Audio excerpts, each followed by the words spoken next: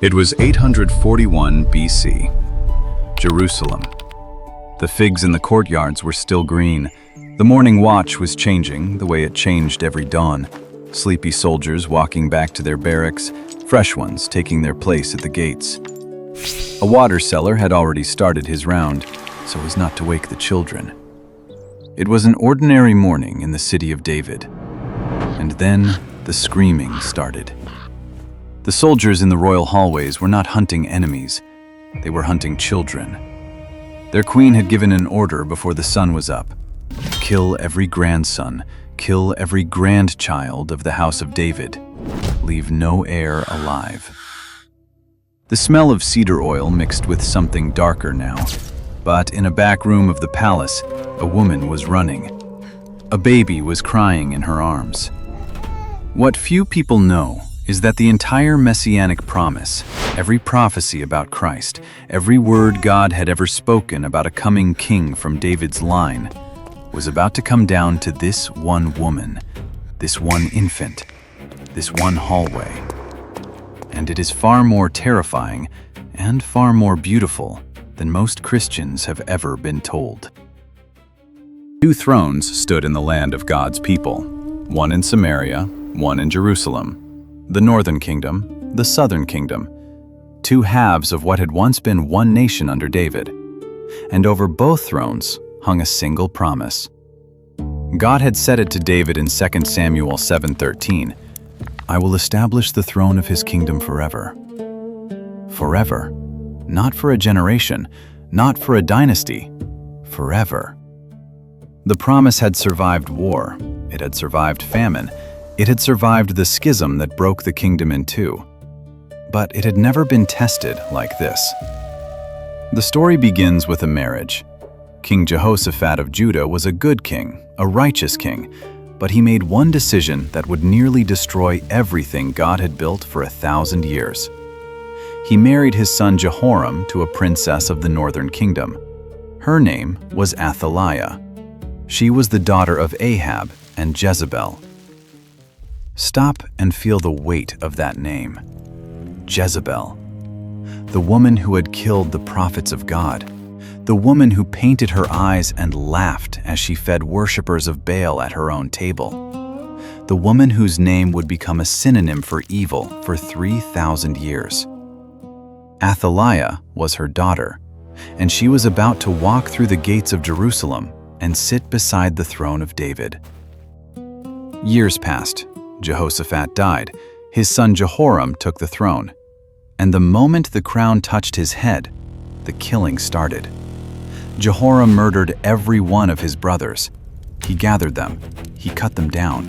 He erased them from the line of David with his own hand. 2 Chronicles 21 records it without flinching. Then he led Judah into the worship of Baal. Then he died of a disease so painful, the chronicler wrote, "He departed with no one's regret." His son Ahaziah took the throne at 22. His mother Athaliah was his counselor in all his evil. He reigned for less than a year. Then he rode north to visit his uncle, the king of Israel, and he rode straight into the sword of Jehu. In a single afternoon, Jehu killed the king of Israel, the king of Judah, and 42 of Ahaziah's relatives. The blood ran in the dust of Jezreel, and a messenger rode hard for Jerusalem to tell the queen mother that her son was dead. This is where the story turns. Athaliah did not weep when she heard the news. She did not tear her robes. She did not call for the priests of Yahweh or the priests of Baal. She sat very still in her chamber, and the messenger watched her face. And the messenger would later say he had never seen a face go that empty, that fast. "If I cannot keep my family," she thought, "I will become the only one left." She rose. She gave the order. The Hebrew of 2 Kings 11:1 is brutal in its brevity. She arose and destroyed all the royal seed. 6 words, the end of a dynasty. The soldiers moved through the palace, room by room. The royal children were not in one place. They were scattered. Nurses' rooms, side chambers, the small apartments where royal sons were raised by attendants. The soldiers had a list. Athaliah killed all the royal children. Read that sentence again. In a palace that small, every nurse knew every child by name. Every mother heard the soldiers' sandals stop at her door before she heard them at the next one. The screams went on long enough that the people who survived had to count which voices had stopped before they could be sure who was still alive. Some of the children were old enough to understand. Some of them were small enough to be smothered without ever waking up. The grandmother, their grandmother, was killing them. In a hallway between two of those rooms, a woman stood pressed against the wall. Her name was Jehosheba. She was the daughter of King Jehoram by a different wife, not Athaliah's daughter. She was the half-sister of the murdered King Ahaziah. And she was the wife of Jehoiada, the high priest of Yahweh. A soldier passed her. His sandals left wet prints on the stone. He did not stop because she was a princess and not on the list. She closed her eyes. From the next room, she could hear a baby crying. Not screaming, crying, the way infants cry when they are hungry and the world is still safe. He did not know yet. He did not know that his brothers were already dead. He did not know that his father was dead. He did not know his name was on the list and the soldiers were 3 doors away. His name was Joash. He was the youngest son of Ahaziah. He was about 1 year old. He is the only one left, she thought. If I do not move now, the throne of David ends in this hallway. She moved. Jehosheba went into the nursery. The wet nurse was there, her face frozen, holding the baby against her chest. The wet nurse had her own child somewhere, a child of her own she had left behind to come to the palace and feed the prince. Whether that child was alive or dead this morning, the text never tells us.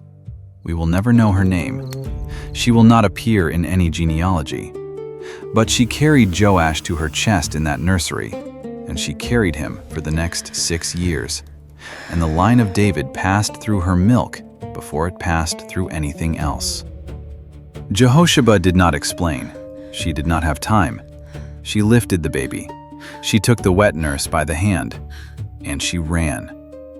She ran past the rooms where she could still hear children crying. She ran past the rooms where the crying had already stopped. She did not look back. She could not look back. If she looked back, she would not be able to keep moving. She ran until she reached the temple. She did not hide the baby in the sanctuary. She hid him somewhere stranger. The Hebrew text says, Heder Hamitot, the chamber of beds. Not a royal bedroom, a storage closet, a small back room of the temple complex where spare mattresses and folded blankets were kept. The kind of room no one inspected. The kind of room a queen with no use for the temple of Yahweh would never enter. The future king of Judah was laid down among folded blankets, and the door was closed. Have you ever had to choose in a single moment what you could save when you could not save everything? Jehosheba carried out one baby. The screams of the others did not stop because she carried him. They stopped because the soldiers finished. She would carry that hallway with her for the rest of her life. But she also carried the line of David out of it. Year 1 of Athaliah. She walked into the throne room of Solomon and she sat down. The first woman in the history of Judah to wear that crown. The only queen regnant of David's throne. She built a temple to Baal in Jerusalem, not outside the city, inside it, across from the temple of Yahweh, so that anyone walking from one to the other could smell both, the clean smoke of grain offerings on one side of the street and the heavy, sweet iron smoke of Baal's fires on the other. She appointed a high priest of Baal, a man named Matan, to lead the worship of fire and fertility in the same city where Solomon had once dedicated a house to the living God.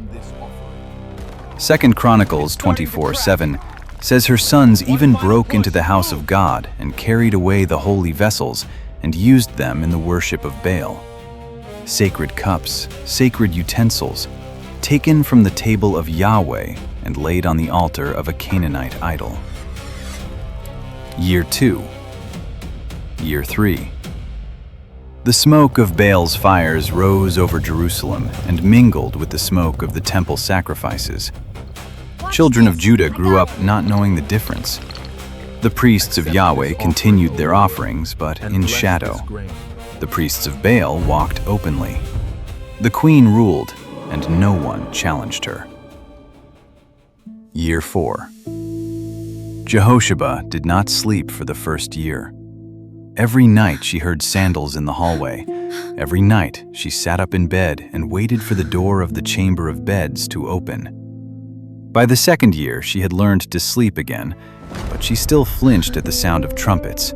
Any trumpets, even festival trumpets, because the first thing she had imagined a soldier doing if they found him was sounding an alarm.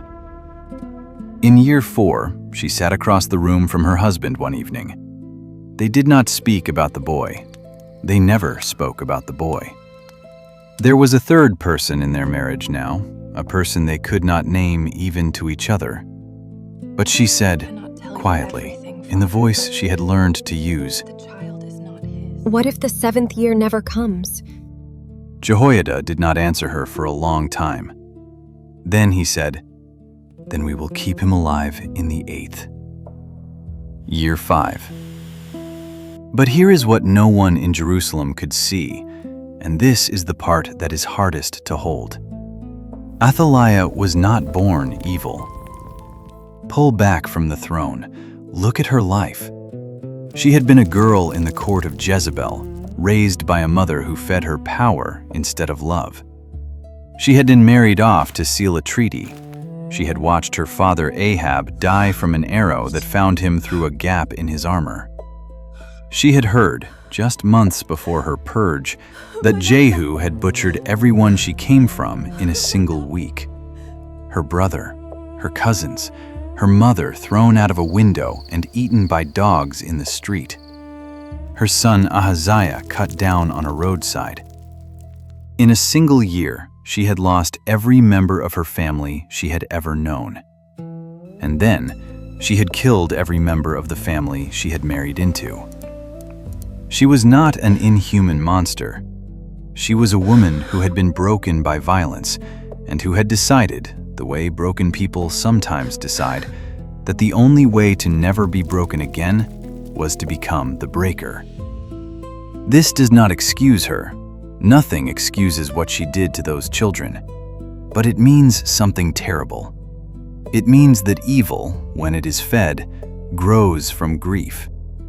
It means that the woman on the throne of David was not simply a villain. She was a warning. And every reader who has ever responded to pain by becoming hard should feel the cold finger of recognition on the back of their neck. She did not know there was a child in a closet 30 feet from where she sometimes prayed. The child in the closet did not know there was a queen. Joash grew up in the temple. He was 2. He was 4. He was 6. He had never seen the city of Jerusalem outside the temple walls. He had never seen the throne his father had sat on. He had never heard the sound of trumpets at a coronation. He had never met another child his own age. His world was 3 rooms and a courtyard. Until he was 7 years old, he thought the world was 3 rooms. He thought the chant of Levites at dawn was the sound the sky made.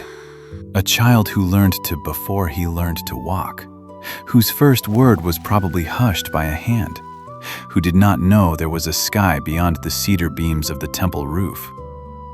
He played with toys made of olive wood. He learned the alphabet from a Levite who taught him the law of God before he taught him the name of his own father. Sometimes God hides what he intends to reveal. Sometimes the most important thing in your whole life is the thing no one knows about yet. Year 6. The 7th year was coming. Yatan had served the queen for 7 years. He was a Karaite, a foreign mercenary, the kind of soldier kings hired when they did not trust their own people. He had stood outside Athaliah's bedroom door when she could not sleep. He had killed 2 men who had spoken against her in the marketplace. He had no opinion about Yahweh or Baal. He had an opinion about the silver she paid him, which was good, and about the pomegranates in the palace orchard, which were better. When the messenger came at dawn, telling him to report to the temple, not the palace, the temple, his hand went to his sword before his mind caught up. Karaites did not get summoned to the temple. The temple was the priest's business. He had not set foot inside its courtyards in 7 years. He went anyway. He went because the messenger was another captain of the Karaites, and the captain's face told him this was not a normal morning. Inside the temple, Jehoiada the priest was waiting. Yatan had seen him 100 times at festivals, bowing before the queen, blessing the bread, doing whatever it was priests did. He had never seen the man's face like this. Calm. Too calm. The kind of calm a man wears when he has waited 6 years to say a single sentence. There were other captains in the room, all of them Karaite, all of them confused. The priest spoke softly so the words would not carry past the doorway. There is a king. Yatan did not understand the sentence. There was a queen. He had served the queen for 7 years. There were no kings. There had been no kings since the queen's son had died on a road up north. The line had ended in a hallway 6 years ago. Everyone in Jerusalem knew that. The whole city had heard the screaming. The priest opened a door behind him, and in the doorway stood a boy, 7 years old, dark hair, serious eyes, standing very still the way children stand when they have been told to stand still and have never learned how not to obey. Yatan stared. He had served the queen for 7 years, and he had never once thought she might be wrong about something. He thought about the baby who had supposedly died. He thought about the hallway. He thought about the way the priest had bowed at festivals. Calm. Too calm. And he understood what that calm had been hiding. He dropped to one knee on the temple floor before he had decided to. The other captains went down with him. Then Jehoiada laid out the plan. He had thought about it for 6 years. He had thought about it on the days when Athaliah summoned him to bless her feasts. He had thought about it on the nights when his wife asked him, "What if the 7th year never comes?" The Sabbath shift change was the key. On the Sabbath, the temple guards rotated.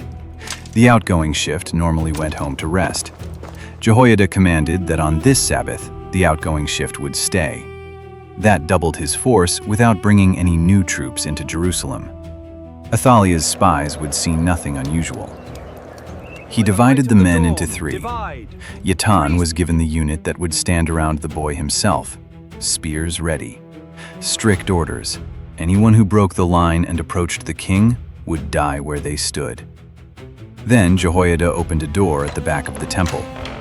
Inside the room, dust hung in the lamplight. And against the wall, leaning where they had stood for almost a century, were the spears of King David, taken in his wars, dedicated to Yahweh after his victories, kept for the day they would be needed again. The priest pressed one of those spears into Yatan's hand. The shaft was dry cedar, almost weightless. The iron head was still sharp enough to cut. The weapon of the founder of the dynasty, in the hand of a foreign mercenary, about to defend the last living son of the line. And then they brought the boy out. Joash, 7 years old, walked into the temple courtyard for the first time he could remember. The light was different out here. The stone was warm under his feet. There were people, hundreds of people. Yatan had never seen the temple courtyard this full. A pillar rose beside the boy, one of the great bronze columns of Solomon's temple, where the kings of Judah had stood for ceremonies for 150 years. He stood by it because Jehoiada placed him there. The high priest set the crown on his head. He poured the oil of anointing, and then he placed something in the boy's hands. A scroll. The Hebrew word is edut, testimony, the same word used for the tablets of the Ten Commandments inside the Ark of the Covenant. The root means to bear witness. This was not a manual of kingship. This was the law of God, likely the book of Deuteronomy, handed to a 7-year-old child according to the command in Deuteronomy 17, that every king of Israel must have his own copy of the law and read it every day so he would learn to fear the Lord. Joash held it. The scroll is heavy, he thought, heavier than the crown. The trumpets sounded, the people clapped their hands, and a sound that had not been heard in Jerusalem for 6 years rolled through the temple courtyard and out across the city. "Long live the king!" Yatan stood with the spear of David in his hand and watched the boy hold the scroll. And he thought, for the first time in 7 years of taking silver from a queen, that he might be on the right side of something. In the palace, Athaliah heard it. She was in her chambers. There was wine on the table. The morning had been quiet, Sabbaths usually were, and then, faintly, from the direction of the temple, she heard trumpets. Then voices, hundreds of voices. A festival? She thought. No, not today. She rose. She walked through her own palace. The corridors were empty. The guards were gone. The doors were open. She walked past room after room, and there was no one. No servants, no advisors, no soldiers. The palace of the Queen of Judah was a hollow shell, and the Queen of Judah did not yet understand why. She walked out of her palace and toward the temple. The voices grew louder. The trumpets grew louder.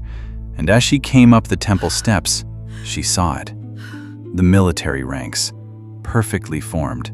Her own Karaites, standing in a line that was not facing outward to protect her. They were facing inward, around something. The people of Jerusalem packed every space, weeping and shouting and clapping. The Levites were singing. And in the center of it all, by the bronze pillar where the kings of Judah always stood, was a boy, 7 years old, wearing a crown she recognized, holding a scroll, with Jehoiada the high priest standing beside him. She knew the face. She did not want to know the face, but she knew it. He had Ahaziah's eyes. He had her son's eyes. There are promises in your life that you thought were dead. They were only hidden. She tore her royal robes. The cloth ripped through the trumpets for 1 second. Treason! Treason! No one moved. Jehoiada did not raise his voice. He spoke to the captains the way a surgeon speaks to a nurse during an operation. Bring her out between the ranks. Whoever follows her, kill with the sword. But do not put her to death in the house of the Lord. The temple was the dwelling place of God's name. The blood of an idolater would defile its courts. So they would not kill her here. They would kill her where she had ruled. Yatin stepped forward with another captain. They took Athaliah by the arms, this woman whose silver he had carried home for 7 years, this woman whose door he had stood outside in the dark, this woman who had built temples to Baal in the holy city. And they pulled her down the steps of the temple. The crowd parted. No one tried to follow her. No one tried to save her. They moved her through the foundation gate. They turned east, down the slope of the Ophel, where the archaeologist Eilat Mazar excavated in our own time and found the gatehouse foundations of Solomonic Jerusalem, massive ashlar stones from this exact century. They took her down toward the royal stables, the horse gate, the place where her own chariots were kept, the place where her own cavalry had ridden out under her command. The smell of horses was thick in the morning air, hooves striking stone, dust rising in the light. She had ridden through this gate in royal robes 100 times. She passed through it now in torn cloth, between 2 foreign mercenaries who had once been her bodyguards. At the threshold of her own military power, beside the animals that had pulled her chariots, the queen who had killed the children of Judah died. The text does not describe the blow. It does not need to. The chronicler simply writes that they killed her there. When it was finished, Yatin walked back up the slope toward the temple alone. He passed the foundation gate. He passed the courts where the people were still rejoicing. He climbed the steps and sat down, still holding the spear of David, at the side of the temple where the morning light came in. He did not know exactly why he was sitting. He did not know what to do with his hands. A few feet away, on the same step, an old man was sitting, the high priest, Jehoiada. He had crowned a king and ordered an execution and brought down a dynasty before the third hour of the day. And now he was sitting with his hands on his knees, and his eyes were full. Yatin was not sure who the priest was weeping for. He was not sure the priest was sure either. Maybe for the boy. Maybe for the 6 years. Maybe for the woman they had just dragged through the horse gate, who had once been a girl in Jezreel before any of this had broken her. The two men sat there for a long time and did not speak. The people of Jerusalem went straight from the horse gate to the temple of Baal. 6 years of forced silence broke at once. They tore the walls down with their hands. They smashed the altars. They broke the images into pieces small enough to carry away and bury. And in front of his own altars, in front of the gods who had failed to protect him, they killed Matan, the high priest of Baal. Jehoiada gathered the king and the people in the temple courtyard. He brokered a covenant between the Lord and the king and the people that they would be the Lord's people again. The Levites took up their old positions. The courses of the priests were restored. The morning sacrifices began again. The songs of David returned to the courts of David's house. And a 7-year-old boy sat on the throne of his great-great-grandfather. But here is what this story is really about. The promise of God to David, that his throne would last forever, that from his line would come a king whose kingdom would have no end. That promise had been reduced in 841 BC to a single child sleeping in a storage closet, fed on the milk of a woman whose name we will never know, hidden by an ant who flinched at trumpets for the rest of her life. Every prophecy about the Messiah, every word about a coming Redeemer, every line of every psalm that pointed forward to Christ, all of it hung on the breath of one infant whose grandmother was hunting him. The line that produced Hezekiah passed through that closet. The line that produced Josiah passed through that closet. The line that produced the genealogy in Matthew 1, the one that ends with, "And Jacob, the father of Joseph, the husband of Mary, of whom Jesus was born, who is called Christ." That line passed through that closet. 1,000 years of redemptive history were carried in the arms of Jehosheba down a hallway. God's promises do not die. They go underground. They get hidden in storage rooms. They are kept alive by people whose names will never be on any list. Wet nurses, half-sisters, foreign mercenaries who change sides in a single morning, old priests who weep on temple steps for reasons no sermon can fully explain. The waiting is not the end of the story. The waiting is the chamber of beds. The trumpets are still coming. Maybe there is something in your life right now that feels dead. Maybe a promise. Maybe a calling.